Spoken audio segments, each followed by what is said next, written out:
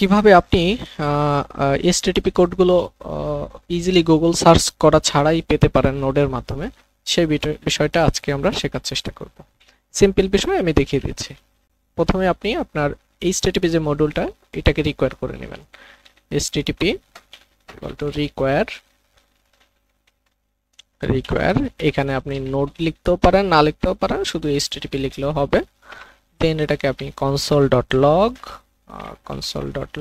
http dot, ওটার নিজস্ব একটা মেথড আছে, সেটা হচ্ছে http স্ট্যাটাস কোড। এই যে http ডট স্ট্যাটাস কোড, এটা দিলাম।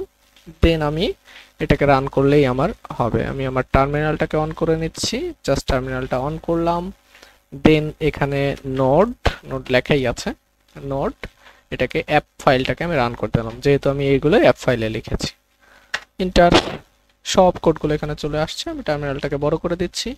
এখানে দেখুন সব কোডগুলো আছে। 101 এর মানে কি, তারপরে 201, তারপরে 200 এর মানে কি, ক্রিয়েটেড, মানে আমার যতগুলো দরকার হয় সবগুলোই এখানে আছে। এই যে সব, এই হচ্ছে বিষয়টা। ধন্যবাদ সবাইকে।